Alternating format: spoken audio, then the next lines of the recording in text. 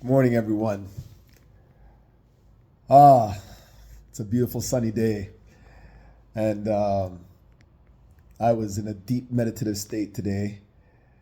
And when I came out of it, I had so many things that I was kind of like, I guess you might say, savoring. Like when you taste something for the first time that actually you enjoy, and then you start kind of like asking yourself, why is it do I enjoy, or what is it that I enjoy about this thing? Is it the sweetness, the saltiness, the sourness, the spiciness, the heat of it, the combination of all those flavors together? What is it that I'm enjoying? And you're going back and forth within the self of the experience of the thing that you just tasted, and then you taste it again, and all over again, those experiences hit you. It's kind of like that.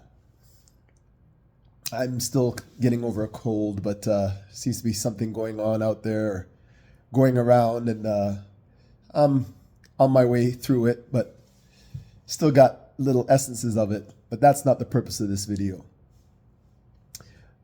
The purpose of this video is to hopefully undo yet another link of the shackles that have been placed upon us since the moment we entered into this, what we're calling reality, this matrix of a sort. So let's get some basics out of the way first. Whether or not you resonate with what I'm saying doesn't matter. It only matters if it resonates. Otherwise, just keep it moving and live your life the way you choose. I'm not here to convert anyone or try to get anyone to see or understand what I'm saying.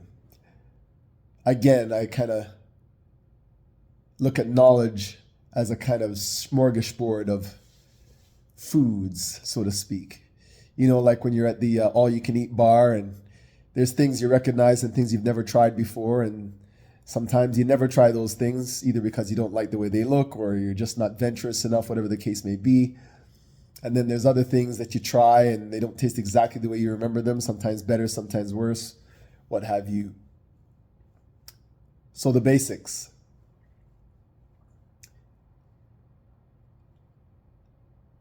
What you're seeing, even the word seeing isn't right.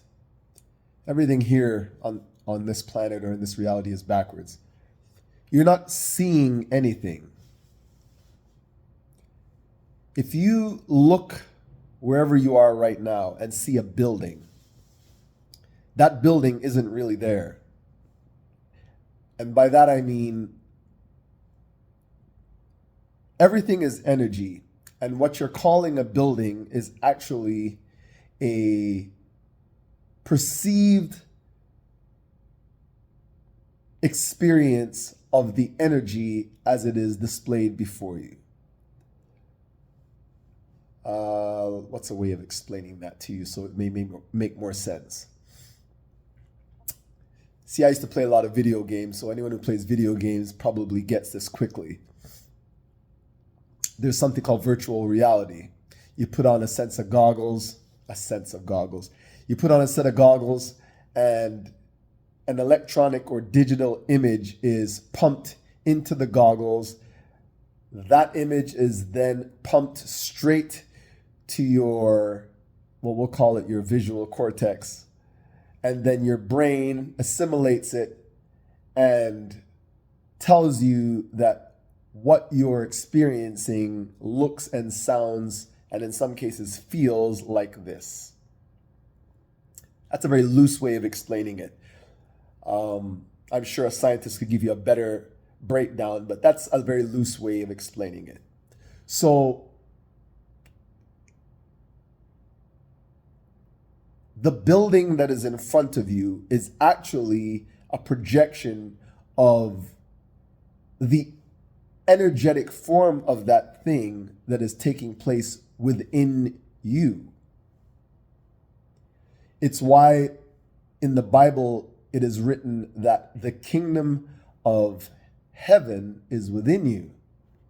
The kingdom is within you. Everything that is happening to you, your entire life's experience, is happening within you. You may have heard that chime in the background. For me, that's the God within or the universe going, ding, you got it. So yes, everything you're experiencing isn't happening outside of you, it's happening within you. And you're perceiving it outside of you.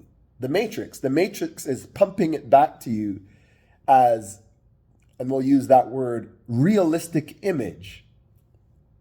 Use any word you like, okay? Now,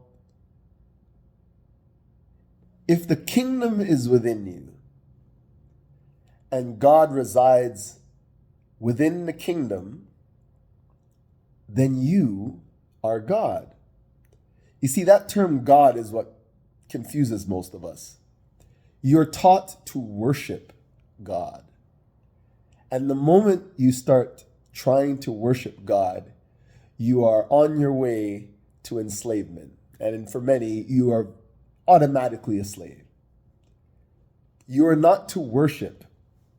Love, yes. Respect, yes. Understand, yes. Experience, yes. But not worship. It came to me one day during meditation. With all the living beings on this dust that we call a planet, outside of human beings, what other creature worships? Name one. I'll wait. Insects? No, never seen an insect bow down. Birds? Never seen a bird bow down. One of the most powerful creatures on the planet, lions, king of the jungle. Never seen a lion bow down. They just exist. But for some reason, we are taught to bow. Oh, it's a sign of reverence or a sign of respect, or that's fine. The prostration of the self, I don't have a problem with that. It's when you're looking outside of the self for this God in order to bow down that you make the mistake. Maybe I shouldn't say mistake. This is not right or wrong. It is then that you are on your way to being lost. You're moving away from the source, which is what I refer to as God. God is the source. So I've heard it said, and such a powerful visual. God is not the drop in the ocean. God is the ocean, and you are the ocean. Now, on this planet, we are all droplets of the entire ocean, but that one droplet still embodies the entire ocean, does it not? What is in that droplet can be found in that ocean. The chemical construct scientifically is identical to the ocean from whence it came. Not to go too far. So why am I telling you all this?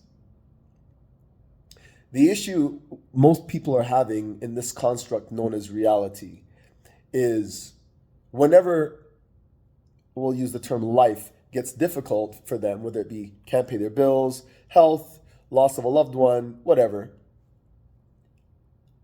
they either blame God or they bow down to what they're calling God for help or an answer, or they create another entity for themselves, the devil, or they go in a completely different direction and saying, oh, none of those things exist. In other words, they become atheists and just say, well, it's blind luck or whatever case may be. But none of those things will give them the answer necessary for them to move through or past the difficulty that they're having. I'll say through. The moment you realize that every single thing in your reality is happening as a result of what is happening between your two ears and behind those things you called eyes, you are on your way to changing your life in the way that you wish. I've also heard it said you are the author of your own story. 'Tis true. So, here's what I'll leave you with today. I don't like using the word God much anymore because of all the energy that, it doesn't bother me, but the energy that resonates with that word, and words have power, in my opinion, paint a picture of worship. And you must not worship. If you want to go to church, if you want to bow down and bend your knees, you go ahead and do that. But, and I'm not knocking you, and I am not in any way trying to be dismissive or disrespectful of whatever it is you choose to believe in. But look back in time and ask yourself, in all the millennia and all the people that did that, is this planet any better? Is there not still crime? Is there not still disease? Is there not still poverty? Is there not still wickedness? This God that you pray to, why doesn't this God change all of that, since this God can do all things? Does it mean God does not exist? No, it doesn't mean that. It means your understanding of God is not what you think it is. Otherwise, why isn't this world changing? Because we are the ones who need to change, and our understanding of things need to change, not the world. The world is a projection of what we think it is. And that's why we still have these problems. But why is it some people live in bliss? Why is it some people are doing so inexplicably well and making it look so easy? And why are they making life work so easily for them? Because they understand exactly what I'm saying. But most of these people don't want to share that shit with you. They want that cake for themselves. And that's fine. But I tasted some of that cake. And so the reason why I'm laughing is because I'm like, if only they would be able to see the game, life would become funny. Because then you'd realize, oh shit, I get it now. I heard someone explain something before and it made me laugh because they were laughing. I didn't see the humor at the time, but now I do. And the question they had was, where is God? And the answer that came was at the tip of their nose. And I was like, what? And I'm sitting there trying to process this. How is God at the tip of your nose? So then I was like, okay, let me look to the tip of my nose. And then I started focusing on the tip of my nose. And then I got it. And then I started laughing. Oh my God. When you look to the tip of your nose, what do you see? When you look to the tip of your nose, if you focus closely enough, you'll only see one thing.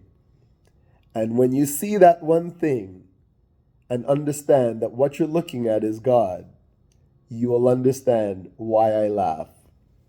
And you'll see what I see, or better yet, perceive what I am perceiving.